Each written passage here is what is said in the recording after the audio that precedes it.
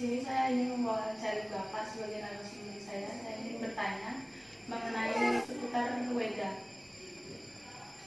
Nah, di sini saya mengajukan 3 pertanyaan buat Bapak.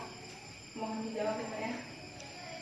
Yang pertama itu, selama ini kitab Weda dianggap sebagai kitab yang hanya boleh dibaca oleh golongan tertentu saja. Bahkan ada yang berpendapat bahwa mereka yang bukan dari golongan Brahmana akan mendapat hukuman apabila ketahuan membaca atau mempelajari kitab tersebut. Nah, menurut Bapak, bagaimana tanggapan Bapak mengenai hal tersebut? Ya, masalah Weda kan memang kita ketahui bersama selama ini masyarakat dicekokin sama pembelah-pembelah. Misalnya seperti ini, orang golongan Sudra itu tidak boleh membaca Weda. Ada yang mengatakan bahwa kalau orang Sudra membaca Weda, telinganya akan dicor. Nah, itu pandangan-pandangan itu sebenarnya hanya pemecah belah saja. Di mata Tuhan kita semua sama. Kalau membaca Weda siapa saja bisa.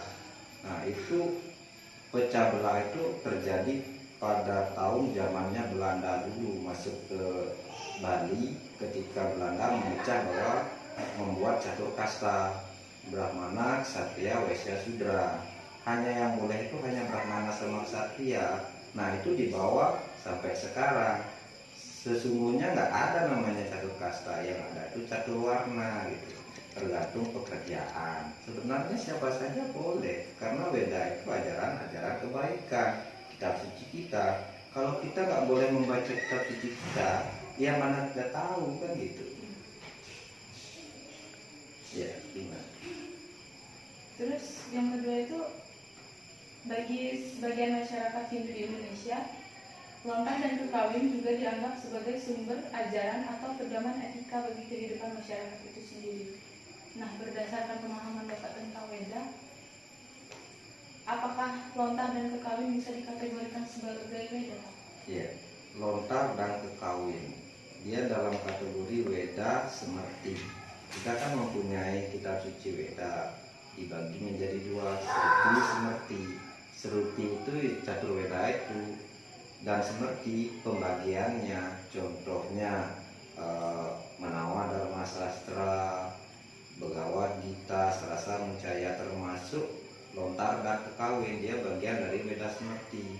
Nah, bahkan kita di Bali itu lontar dan kekawin, khususnya kita di Hindu, itu lebih rinci menjelaskan tentang etika tentang kehidupan, tata cara upacara dan ritual. Dia lebih terperinci dibandingkan Sruti dan Semerti, tidak dibandingkan dengan Sruti, karena Sruti itu secara umum saja.